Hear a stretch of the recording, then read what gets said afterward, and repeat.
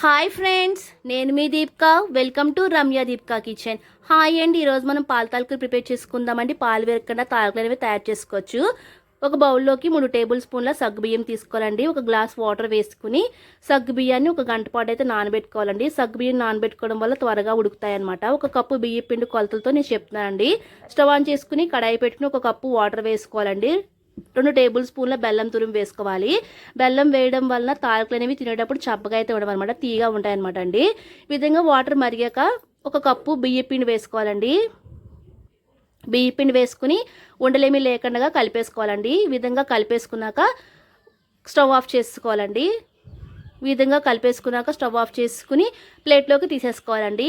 ప్లేట్లోకి తీసుకున్నాక ఇది కాస్త గోరువెచ్చుకున్నప్పుడే మనం ముద్దలా కలిపేసుకోవాలండి. చూసారు కదా, ఈ విధంగా ముద్దలా కలిపేసుకోవాలి. చపాతీ ముద్దలా కలుపుకోవాలండి. ఒక టేబుల్ స్పూన్ నెయ్యి వేసుకుని 5 నిమిషాల పాటు బాగా కలుపుకోవాలండి. అప్పుడే మనకి తాలికలు పగలకుండా సాఫ్ట్గా వస్తాయి అనమాట. ఈ విధంగా 5 నిమిషాలు కలుపుకోవాలండి. ఇంత సాఫ్ట్గా అయితే కలిపేసుకోవాలి. చూసారు కదా, కొంచెం కొంచెంగా తీసుకుని ముందు రౌండ్గా ప్రిపేర్ చేసి ఆ తర్వాత ఈ విధంగా పొడవుగా ప్రిపేర్ చేసుకోవాలండి. చూసారు కదా, ఇంత సాఫ్ట్గా కలుపుకోవడం వల్ల తాలికలు పగలకుండా వచ్చాయి కదండి.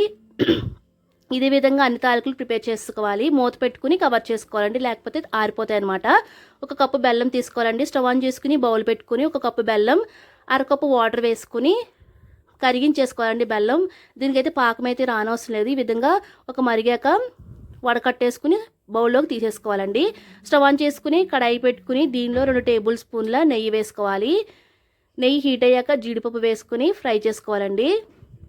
ఇవి ఫ్రై అయిపోయాక ప్లేట్లోకి తీసేసుకోవాలి.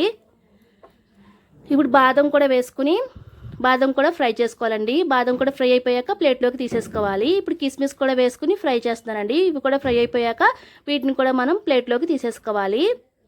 ఇప్పుడు 2 కప్పుల వాటర్ వేసుకోవాలండి. అదే కడాయిలో ముందుగా నానబెట్టిన సగ్గుబియ్యం వేసుకుని ఉడికించుకోవాలి. ఈ విధంగా మనం వాటర్ వేసి నానబెట్టడం వల్ల సగ్గుబియ్యం త్వరగా ఉడికిపోతాయి అనమాట. 2 కప్పుల కాచి చల్లార్చిన పాలు వేసుకోవాలండి. పాలు కాస్త వెచ్చబడ్డాక ప్రిపేర్ చేసిన పాల తాలికలు వేసేసుకుని అంతా ఒకసారి ఈ విధంగా కలిపేసుకోవాలి. ఈ విధంగా కలుపుకోవాలండి, ఎక్కువగా కలుపుకోకూడదు, పాల తాలికలు విరిగిపోతాయి అనమాట. ఒక బౌల్లోకి 2 టేబుల్ స్పూన్ల బియ్యపిండి వేసుకోవాలండి. వాటర్ వేసుకుని ఉండలేమీ లేకుండా ఈ విధంగా కలిపేసుకోవాలన్నమాట. పాల తాలికలు మనకి ఉడకడానికి కూడా ఎక్కువైతే టైం పడితే పట్టదండి. చూసారు కదా, ఎంత పలుచుకున్నాయి కదండి. మనం బియ్యం పిండి కలిపిన వాటర్ వేసాక మనకి చిక్కబడిపోతాయి అన్నమాట పాల తాలికలు. చూసారు కదా, ఇందాక మనకి పలుచుకున్నాయి కదండి. ఇప్పుడు చూసారా ఎంత చిక్కబడిపోయినాయో. పాల తాలికలు రెడీ అయిపోయినట్టండి. మనం ముందుగా ఫ్రై చేసిన డ్రై ఫ్రూట్స్ కూడా వేసుకుని స్టవ్ ఆఫ్ చేసుకోవాలి.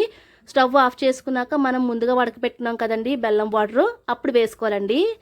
అప్పుడైతే మనకి పాలైతే విరగకుండా ఉంటుందన్నమాట. ఈ విధంగా అంతా కలిపేసుకున్నాక చూసారు కదా ఫ్రెండ్స్, పాల తాలికలు రెడీ అయిపోయినాయండి. బౌల్లోకి తీసేసుకుని డ్రై ఫ్రూట్స్తో గార్నిష్ చేసుకోవడమే. చూసారు కదా ఫ్రెండ్స్, పాల తాలికలు పాలు విరగకుండా అయితే తయారైపోయినాయండి. మీరు కూడా ఒకసారి విధంగా ట్రై చేయండి. మీకు ఎలా కుదిరిందో మాకు కామెంట్ రూపంలో తెలియచేయండి. మీరు కనుక మన ఛానల్ని ఫస్ట్ టైం చూస్తే సబ్స్క్రైబ్ చేసుకోండి. ఫ్రెండ్స్ అండ్ ఫ్యామిలీ మెంబర్స్కి షేర్ చేయండి. Thank you for watching.